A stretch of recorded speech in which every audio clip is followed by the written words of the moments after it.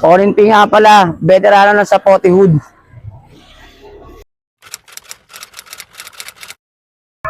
Napasok ako sa TBS year 2008. Paano ako napasok? Kaya OG Dog, nakita niya kasi yung kulit ko. Kasi hindi rin basta-basta nakakapasok sa TBS dati.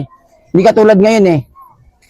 Baga, hindi pwedeng pumasok ka sa hood ni OG Dog kapag wala kang tira. Hindi pwedeng yung kulit-kulitan ka lang. Dapat yung kulit mo, kaya mong panindigan. Edad ko na pumasok ako sa TBS, 15 anyos. Yung mga experience ko ron, naging homeboy ako. Talagang, yung subok ka na, susubukin ka pa. Subukan ko ng mga mga litim mong makukulit dito eh. Sila Dongpa nga, sumambakbak.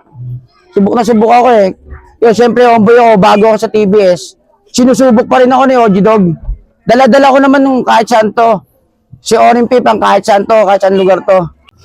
Kung nagtatanong kayo kung bakit Orinpi, ninyo pilay yan. Kumbaga ba, millennials na tayo ngayon eh, kaya Orinpi. Yung mga naranasan ko lang sa pagiging TBS, dito na ako natutong mga pagnanapangahon. Baga, para magkapera lang kami. Kanya-kanya kami diskarte. Dito na kami natutong magbisyo. Magtulak na nag-upgrade, nagtulak ng nag-upgrade ulit. Kung ano-ano na yung pinasok sa buhay ba. Para magkaroon lang ng pera. Pambisyo pa rin yun. Mga kinita namin sa diskarte, pambisyo pa rin. Ngayon nag-upgrade na kami. Nag-isip yung umpare ko, yung utol ko na si Alvin Muslim, na yung madidiskarte namin, bumili daw kami ng mga barrel para mas maging high profile kami. Kami nila urak. Kami lang naman ni solid eh. Tatlo lang talaga kami. Pati si Tata Muslim. Puro Muslim ang kasama ko, ako lang Kristiyano. Pagbibira kami, mga wala na kaming takot ngayon. Kasi may mga sumpa na kami. Mga hindi pa naman high profile yung dala namin, pero mga pumuputok na rin. Kumbaga ba 1:1, yung isang kasa, isang putok. Mga wala na kaming takot. Kung ano-ano nang pinagbibira namin, kung ano lang makita namin para mapagbisyo kami. Sa bisyo pa rin napupunta, pre. Yun nga, alam namin sa sarili namin, may mga gamit na kami. Kahit sama kami lumapag, talagang hindi na kami nagdadalawang isip na pumalag. Kasi may mga gamit na nga kami. Wala kaming iwanan, mas lalo si Alvin Muslim. Tanga na, dalawa kami nga walang iwanan. The best in the west yan. Ayun na nga, dumami na yung gamit namin. Siyempre, kasagsagan ng kulit eh. Naiwalay na ako. Kumbaga, sumobra na ako sa kulit eh. Nag-upgrade na ako eh. Kung saan ako napunta, Sinigualasan, Banalo, kahit saan dyan, tanga na pag may away talaga. Pag sinabing ninyong pilay, talagang kumakaripas yan eh. Mga tambay dyan. Pero pinaka hindi ko malilimutan na gulo, pinaka rumble na hindi ko talaga makakalimutan. Yung kasama ko, yung kumpare ko, si JJ Cloa. Sa Baclaran, kung tawagin Crossroad. Alam na mga taga-Baclaran yan. Puta, doon talaga ako nakaranas ng b***an talaga. Tanga siya hindi ko na maiputok eh. Hindi naman sa pag-ano. Doon ako nagkaroon ng nervyos.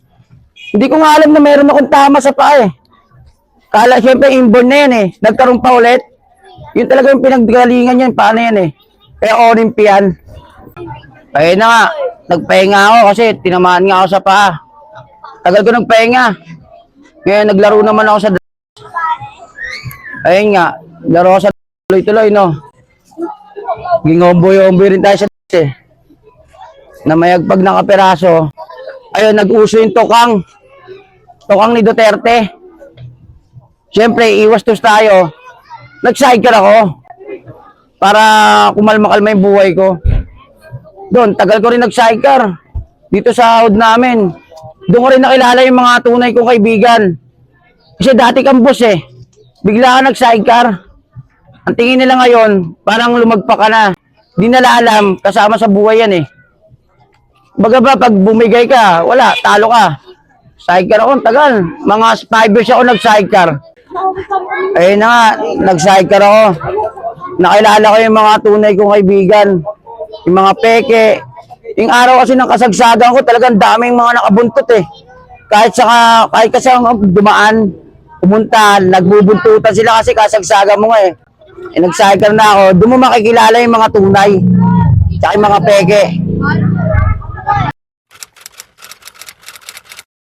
Ayun na nga, halos lahat naman ng mga natutunan ko sa pagiging TBS eh. Puro katarantaduhan, wala talagang idudulot. Pinaka hindi mo natutunan ko talaga ron, yung pagiging hustler. Kumbaga, doon ako natutong maging matikas eh. Kung kahit saan ka eh, palag ka. Doon ako natutong dumiskarte sa pagiging gangster ko. Pakikisama, number 1 sa lahat. Number 1 rules natin yan. Kahit wala ka ng pera, tol. Basta marunong ka makisama. Kaya syempre, bigyan mo pa rin ng tikas. Kasi pag wala kang tikas, tangina, sa kagaya kong gento, tatapak-tapakan ka lang. Pero iba yung Olimpi. Talagang kahit gento-gento, iba yung respeto sa akin ng mga tao kasi sa mga pinapakisama ko sa kanila. Linilinaw ko lang sa inyo. Ang OG lang sa Potiwood, si OG Jigs.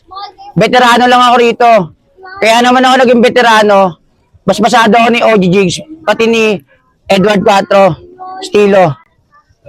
Kaya naman na upo ko rito na pagiging veterano. Dahil ako na lang yung nagiging active eh. Talagang alam naman ni parang Jigs yan na ako na lang talaga nagiging active na TBS dito sa sa Potiwood. Ako na lang natitirang active. Kaya ako binasbasan na ako ng pagiging veterano rito sa Potiwood. Kaya ako na upong veterano rito. Kasi ako na lang natitirang TBS dito na active ba. Kasi yung mga kasabayan ko, 25 peraso lang naman kami, mga homeboy dito ni Bulldog eh. May mga pamilya na. Baga ako na lang talaga natitira. Ako sa totoo lang, masaya ako sa TBS ngayon eh. Yung mga nabuong TBS ngayon sa Potiwood. Lalo-lalo na kay OG Jigs. Kasi sa totoo lang, yung na kay Bulldog kami, wala kaming meeting. Walang pagkakaisa, kanya-kanya. Pero yung pagdating kay OG Jigs, lahat nandito. Meeting, pagtulong sa tao. Kumbaga ba eh, yung kay Bulldog kami talagang, hindi ko naman sinabi na pakit yung sa amin. Busy kasi si OG Dog eh. Yun ang totoo eh. Kaya ako sinasabing kanya-kanya. Siyempre gangster kami. Kanya-kanya kaming galaw eh. Yun ang totoo niya. Pero yung pagdating kay OG Jigs, saludo ako dyan. Kumbaga, nandito yung didisiplinahin mo yung sarili mo. Kahit yung bawal talagang iiwasan mo. Kasi para rin sa hood namin. Dito na namimigay kami ng papiding, mga school supply, pagtulong sa tao, kung ano man kailangan namin itulong, yung abot kaya lang ng hood. Yun yung sa pamuno ni OG Jigs. Yan, yung mga payo ko naman sa mga baguhan ngayon. Sumunod lang muna kayo bago sumuway. Pero mas maganda wag na kayo sumuway kasi napakaganda ngayon ng nakikita natin sa TBS. Solid talaga. Kumbaga ba dati kasi ang TBS, magulo.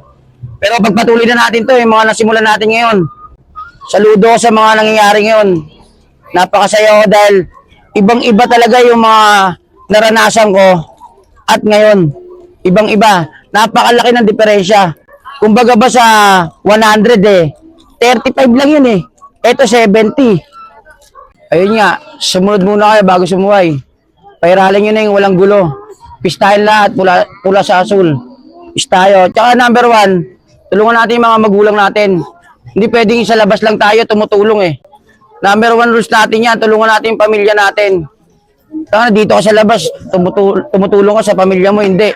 Huwag ganon. Pagpatuloy lang natin to. Yung mga nakikita sa ating kabutihan, yung mga kasama na umiidolo, huwag nyo nang gayahin yun. Puro kabutihan na lang tayo, the best ngayon.